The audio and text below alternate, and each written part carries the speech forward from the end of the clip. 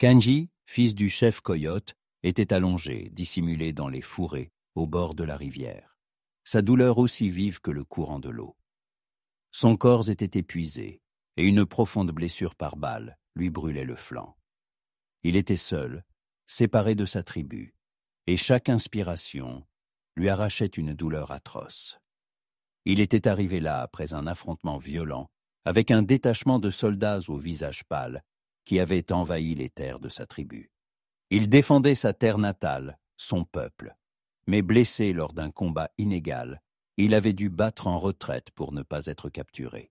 Il était un chasseur, un guerrier, mais à présent, il était blessé et faible. Il savait que ses ennemis, les visages pâles, qui avaient si cruellement envahi les terres de ses ancêtres, le cherchaient. Il devait se cacher jusqu'à ce qu'il retrouve la force de revenir. Ses yeux, couleur de pierre noire, observaient la rivière. Un torrent impétueux d'eau boueuse d'un brun sale, dévalant avec fracas les rochers. La rivière était pour lui à la fois un abri et un obstacle.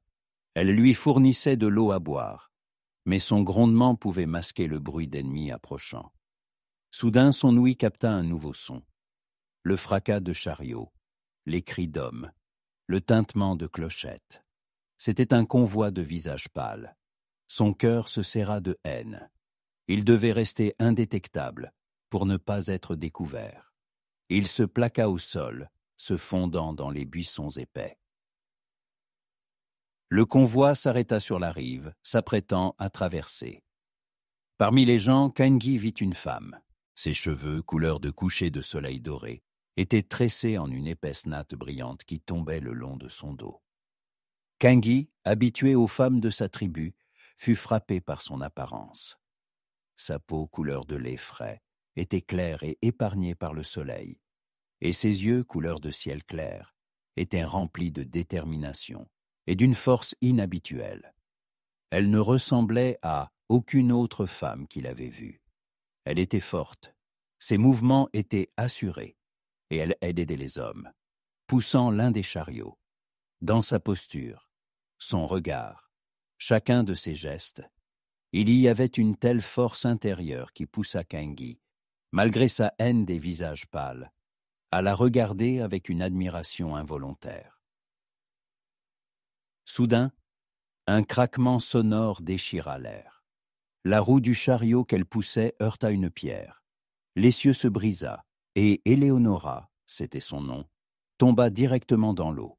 La rivière, tel un animal sauvage, l'emporta instantanément. Elle lutta contre le courant, tentant désespérément de s'accrocher à quelque chose. Mais l'eau était trop forte. Sa tête disparut un instant sous l'eau, et son cri fut noyé dans le grondement du courant. Kangi aurait pu rester immobile. C'était une étrangère, une femme de la tribu ennemie. Il était blessé, et toute tentative de la sauver pouvait lui coûter la vie. Il aurait pu se contenter de regarder la rivière l'emporter.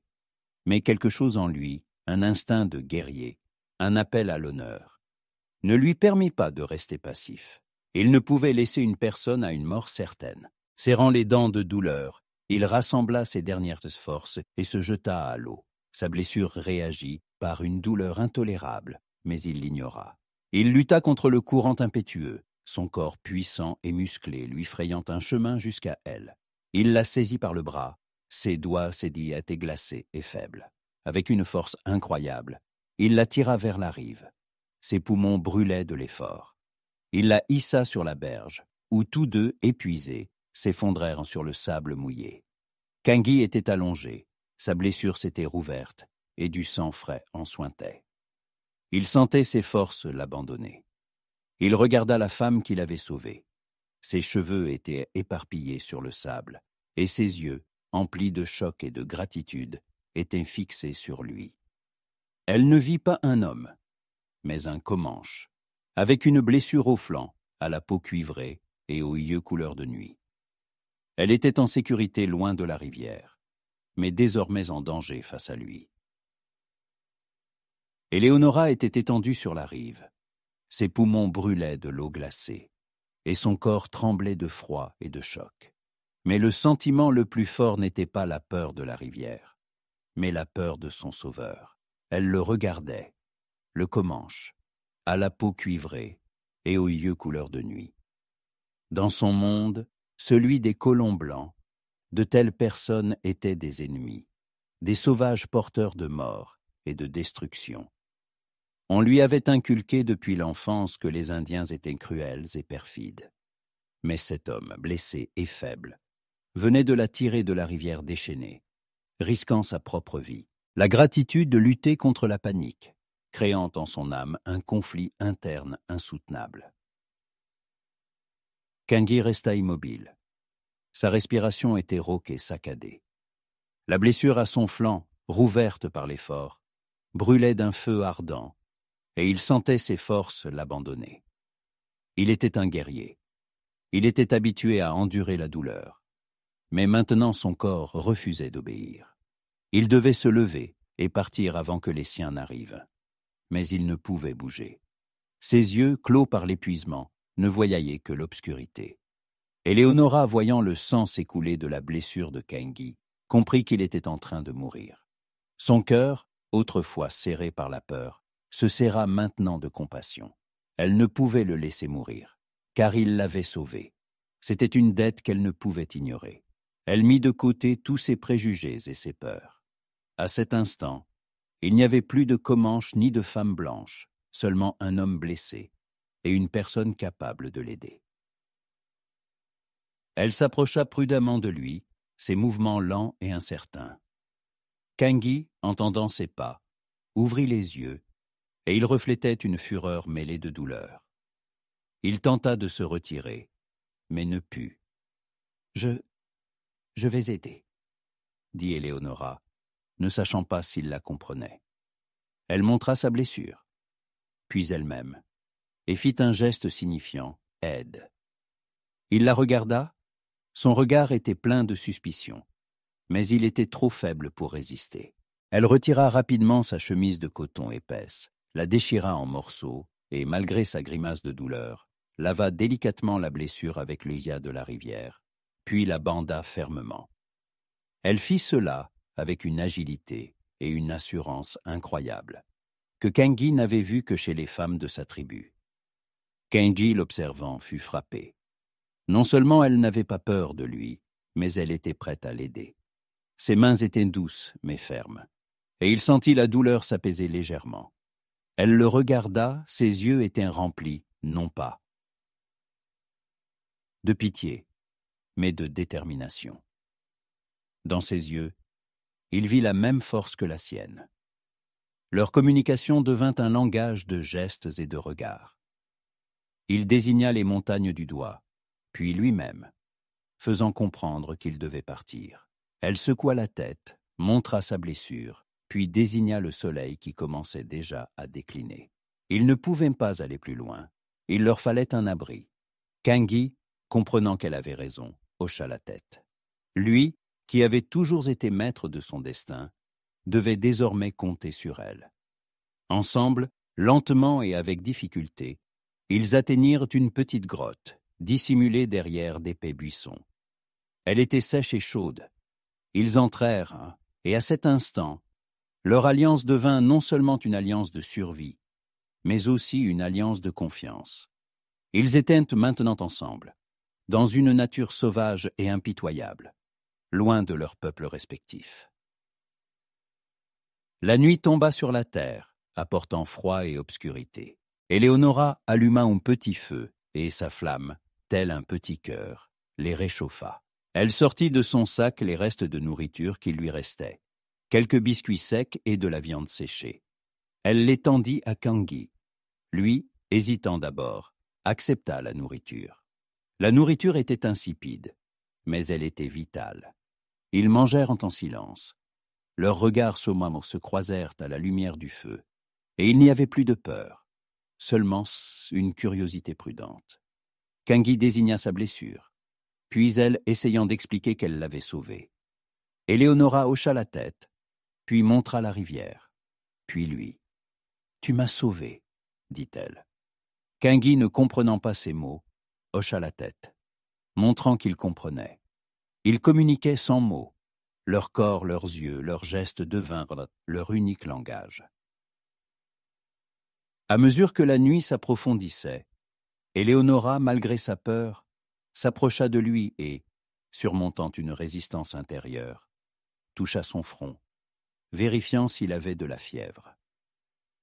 Son toucher était doux comme une plume, et Kangui, qui ne connaissait pas la tendresse d'une femme blanche, s'immobilisa un instant. Son cœur, habitué à la lutte et à la douleur, ressentit soudain quelque chose de nouveau, de la chaleur et de la tension. Il montra lui-même, puis son cœur, puis elle, essayant d'exprimer sa gratitude.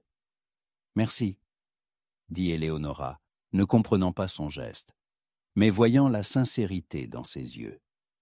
Elle s'allongea près du feu, s'enveloppant dans son manteau. Kangui, la voyant trembler de froid, s'approcha d'elle, et sans un mot, la couvrit de sa couverture qu'il portait toujours sur lui. Elle leva sur lui des yeux pleins de surprise, et il se contenta de hausser les épaules, son visage demeurant impénétrable. Cette nuit-là, dans la grotte froide, loin de leur peuple et de leurs préjugés, ils dormirent côte à côte, séparés par le feu, mais liés par un fil invisible. Lui, le Comanche, qui aurait dû la haïr, et elle, la femme blanche, qui aurait dû le craindre. Mais ils étaient ensemble, et c'était le début de leur histoire. Une histoire qui défiait toutes les frontières de la civilisation. Les jours suivants se fondirent en un, remplis de silence et de tension, non plus de peur, mais d'une confiance naissante. Éléonora, oubliant sa vie habituelle, se concentra entièrement sur la survie et les soins à apporter à Kangui. Ses mains, qui n'avaient jamais connu le travail pénible, cueillaient désormais habilement les herbes médicinales. Elle confectionnait des compresses de mousse et de racines curatives qu'elle appliquait sur la blessure de Kangui. Elle dut utiliser toutes les connaissances qu'elle avait reçues de sa mère. Elle découvrit avec surprise que le contact de sa peau chaude, son corps puissant, ne lui inspirait plus de peur, mais seulement de la concentration et de la compassion. Kangui, à son tour, l'observait. Ses yeux, d'habitude empreints de sévérité, étaient maintenant pleins de curiosité. Il était frappé par sa force et son agilité. Il la vit, sans se plaindre ni gémir, chercher de la nourriture, allumer le feu en utilisant seulement un silex et de l'amadou. Elle n'était pas seulement une femme, elle était une guerrière. Mais il niait. Il n'y avait pas de cruauté dans ses mouvements, seulement de l'assurance et de la détermination. Leur communication s'approfondissait, malgré l'absence de mots. Ils communiquaient par des regards, des gestes. Un jour, quand Kangui se sentit mieux, il se désigna, puis sa poitrine, là où se trouvait son cœur. « Kangui », dit-il, sa voix grave et rauque. Éléonora, le comprenant, répéta le geste, puis se désigna. « Éléonora », dit-elle. Après cela, ils commencèrent à s'enseigner mutuellement leur langue. Kangui montrait un arbre et disait « Evi ». Éléonora montrait une pierre, « Stone ». Leurs mots, prononcés avec un accent, étaient amusants, et cela, à leur surprise, provoqua des rires chez tous deux. C'était la première fois qu'ils riaient ensemble, et ce rire, simple et sincère, brisa la dernière barrière entre eux. À mesure que la blessure de Kangui guérissait, il commença à lui montrer comment survivre différemment dans la forêt. Il lui apprit à reconnaître les traces d'animaux, lui expliqua comment poser des pièges. Un jour, quand il put de nouveau marcher, il l'emmena à la chasse. Il lui apprit à lancer la lance, lui montrant comment la tenir et la jeter correctement. Éléonora, à sa surprise, se révéla être une élève douée. Leurs relations s'approfondirent. Ils devinrent une équipe. Quand Kangui enfin put partir à la chasse, il revint avec un cerf, et ils partagèrent ensemble la prise. Éléonora prépara la viande sur le feu, et ils mangèrent en silence, savourant l'instant. Ce soir-là, alors que le feu brûlait vivement et qu'ils étaient assis côte à côte, Éléonora ressentit quelque chose de nouveau. Elle regarda Kangui, Son visage, d'habitude sévère, était maintenant serein. Il la regarda, et dans ses yeux couleur de nuit, il n'y avait ni peur, ni haine, ni suspicion. Il n'y avait que de la chaleur. Il tendit lentement la main et toucha délicatement ses cheveux, sa tresse dorée. Ses doigts, forts et rudes, étaient doux. Dorés, murmura-t-il dans sa langue. Et il y avait une telle admiration dans sa voix qu'Éléonora retint son souffle. Il la regarda, puis toucha sa poitrine, puis la sienne. Il ne savait que dire, mais son geste, son regard, son toucher disaient tout. Il la reconnaissait non seulement comme une alliée, non seulement comme une femme blanche, mais comme une partie de lui-même. Leur amour interdit, qu'ils craignaient tous deux, avait enfin trouvé un nom, et ils devaient maintenant décider quoi faire de ce nouveau sentiment, dangereux et magnifique. Chaque jour, la blessure de Kangui guérissait, et ses forces lui revenaient, tel un fleuve se remplissant d'eau après une sécheresse.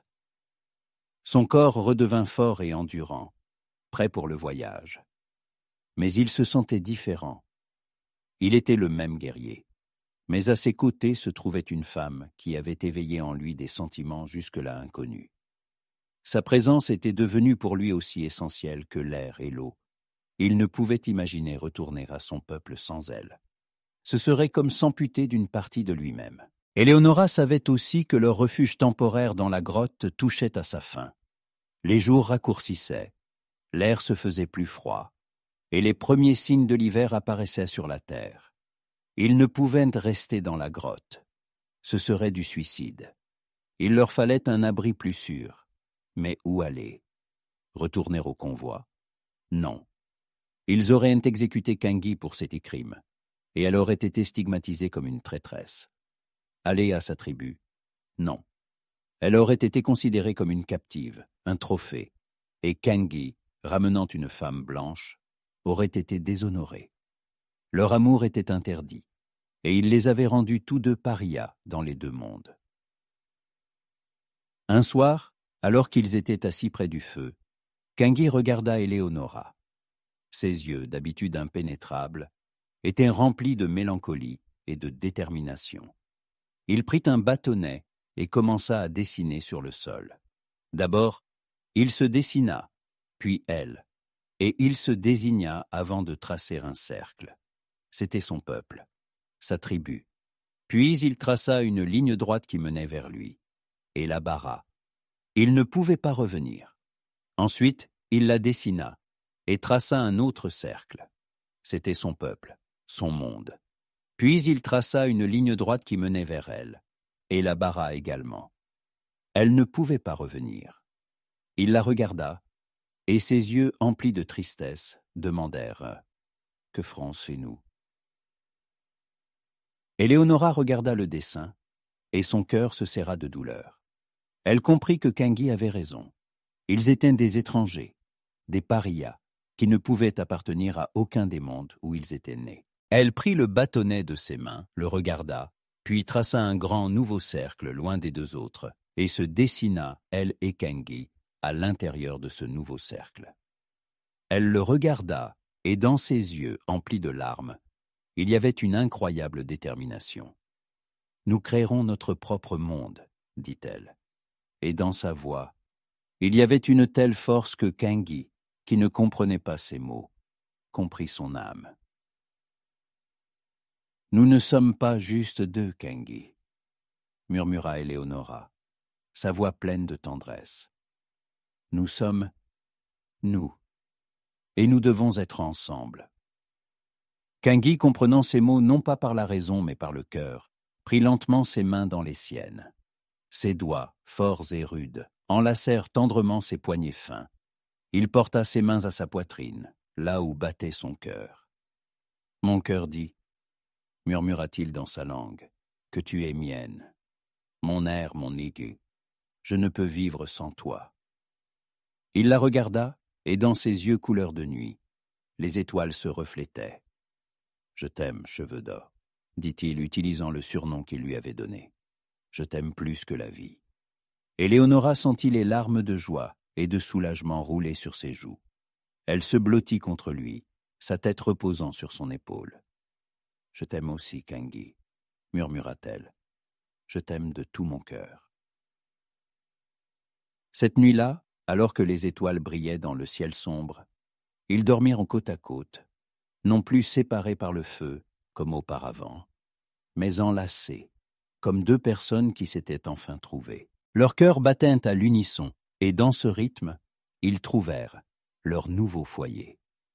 Au matin, ils se levèrent, et leur chemin, autrefois plein d'incertitude et de peur, était maintenant rempli d'espoir. Ils marchaient, main dans la main, loin de tous, vers leur propre monde, où il n'y avait pas de frontières, pas de préjugés, où il n'y avait que l'amour. Le chemin depuis la grotte devint pour Kangi et Éléonora non seulement une route, mais un symbole de leur nouveau départ. Ils marchaient, main dans la main, laissant derrière eux les mondes qui les avaient rejetés. Autour d'eux s'étendait l'immense front pionnier, sauvage et magnifique. Les couleurs de l'automne cédèrent la place à la beauté austère de l'hiver, et la première neige, tel un linceul blanc, recouvrit la terre. Le froid transperçait les os, mais leur cœur, réchauffé par l'amour, ne le sentait pas. Chaque pas était un défi, mais ils l'affrontaient ensemble. Dans leur silence, leur regard, leur toucher, il y avait une histoire qu'ils écrivaient à deux, sans mots, sans témoins, rien que pour eux. Ils apprirent à se faire confiance, à compter l'un sur l'autre. Et cette confiance était plus forte que n'importe quel mur que les hommes auraient pu ériger entre eux. Ils trouvèrent l'endroit idéal pour leur nouveau foyer, une petite vallée cachée des regards indiscrets, où coulait un ruisseau pas encore gelé. Autour, des arbres centenaires poussaient, et la terre était riche en gibier. Ils se mirent au travail. Éléonora, utilisant ses connaissances, commença à cueillir des herbes médicinales et des racines, et à faire des réserves de baies. Elle montrait à Kangi quelles plantes pouvaient être utilisées pour la nourriture, et lesquelles pour les soins. Et lui, avec son attention habituelle, mémorisait tout. Kangi, de son côté, chassait et construisait pour eux un abri en rondin. Ses mouvements étaient rapides, agiles, et Éléonora observait avec admiration ses mains puissantes accomplir l'œuvre difficile. Leur travail commun était harmonieux. Chacun savait quoi faire. Éléonora était impressionnée par sa force et son agilité, et Kangi admirait sa persévérance et sa sagesse. Leurs journées étaient remplies de labeur, et leurs nuits de conversations silencieuses, de gestes et de regards qui remplaçaient les mots. Ils apprenaient à se comprendre, à deviner les pensées, et leur amour grandissait, tel un arbre puissant, enfonçant de profondes racines dans la terre de leur nouveau foyer. Mais leur solitude fut brisée. Un jour, alors qu'Éléonora étalait des herbes séchées sur des branches, un homme apparut à leur camp. C'était un chasseur blanc. Son visage était rude et barbu, et ses yeux trahissaient la méfiance. Voyant Éléonora, il s'arrêta. « Je ne savais pas que les Comanches avaient des esclaves blanches, » siffla-t-il, sa voix pleine de mépris. Ses yeux, emplis de haine, se posèrent sur Kangi. Kangi dégaina instantanément son couteau, prêt au combat. Mais Éléonora, sans peur, se tint entre eux. « Il n'est pas un esclave, » dit-elle, sa voix ferme, « et il n'est pas ton ennemi. » Le chasseur rit. « Une femme blanche défendant un sauvage ? C'est inouï. Tu as sûrement perdu la tête pour être allé avec cet Indien. » Il fit un pas en avant, sa main se dirigea vers son fusil. Kangi, entendant le claquement du cran de sûreté, se prépara à mourir, mais non à fuir. Il était prêt à se battre jusqu'à son dernier souffle pour la protéger. Mais Éléonora reprit la parole. « Nous sommes ensemble, » dit-elle, regardant Kangi. « Il m'a sauvé la vie, et je l'aime. » Elle prit sa main dans la sienne. Leurs doigts s'entrelacèrent. Ce n'était pas un simple geste, c'était une déclaration. Une déclaration défiant tous les préjugés et les normes de leur monde. Le chasseur, frappé par une telle scène, abaissa son fusil. Il les regarda, son visage exprimait la confusion, puis la colère. « Soyez maudits, siffla-t-il. Vous avez trahi votre peuple. » Il fit demi-tour et s'en alla, les laissant seuls. Leurs cœurs battaient comme des tambours.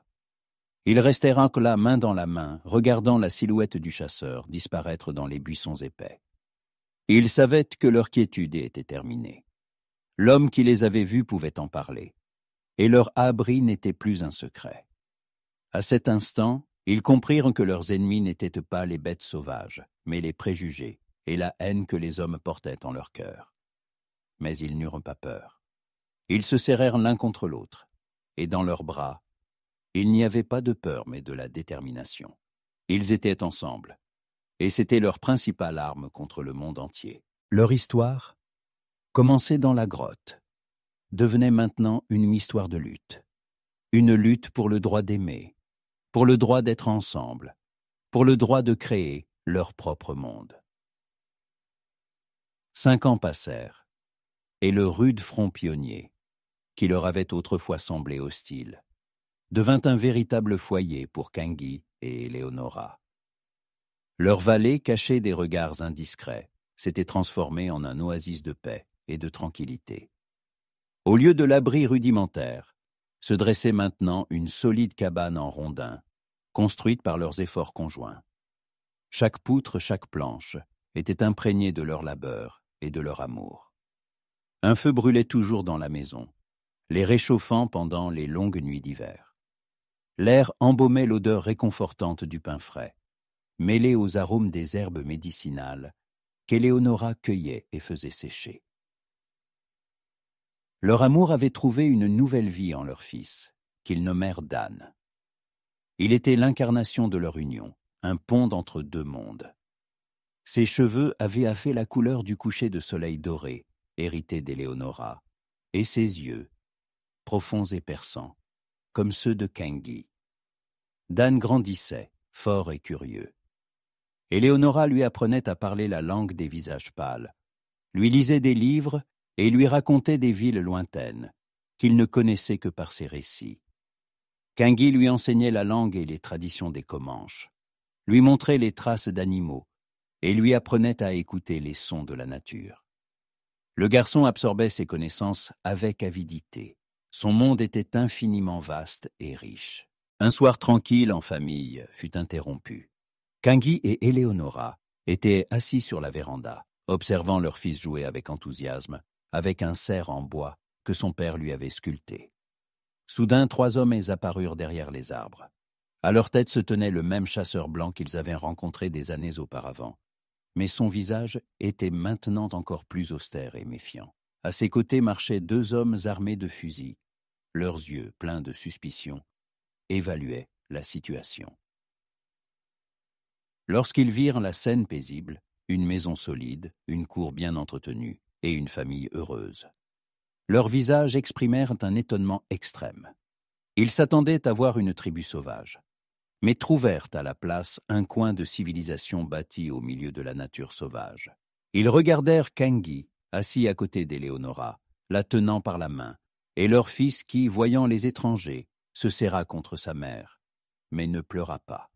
Dans ses yeux, il n'y avait pas de peur, seulement une curiosité sincère. Éléonora se leva. « Nous vivons ici, » dit-elle. Sa voix ferme et assurée. « C'est notre foyer. » L'un des hommes fit un pas en avant, son visage déformé par la colère. « Tu as trahi ton peuple, » siffla-t-il. « Tu vis avec un sauvage. » Kangui, sentant la menace, se leva lentement, et sa main se porta instinctivement à son couteau. Mais Éléonora lui toucha doucement la main. « Non, » dit-elle, « nous n'avons trahi personne. Nous avons créé notre propre monde. Nous sommes ensemble. » Elle regarda Dan qui sortait de derrière sa jupe. « Smote, c'est notre fils. Il n'est ni un sauvage, ni un visage pâle. Il est Dan, et il nous aime tous les deux. »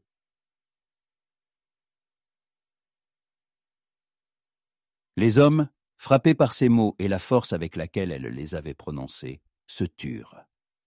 Ils regardèrent en le garçon, et dans ses yeux, ses cheveux, son comportement, ils virent non pas seulement le fils de Kangui et Éléonora, mais quelque chose de plus grand. Ils virent la preuve que l'amour peut surmonter toutes les frontières, tous les préjugés. Le chasseur qui les avait conduits abaissa finalement son fusil. Son visage exprimait une confusion qui se mua progressivement dans respect. Il fit demi-tour et partit, suivi des autres. Ils s'en allèrent, les laissant seuls, en paix. Ils n'avaient pas pu détruire ce qu'ils avaient vu, car ils n'avaient pas vu de haine, mais de l'amour. Kangui et Éléonora restèrent debout sur la véranda, serrant Dan dans leurs bras. À cet instant, ils comprirent que leur histoire n'était pas seulement celle d'un amour interdit, mais celle d'une victoire sur les préjugés et la haine. Leur foyer, leur fils, leur amour. Tout cela était la preuve qu'ils n'avaient pas seulement survécu, mais qu'ils avaient créé leur propre monde magnifique, qui vivrait éternellement.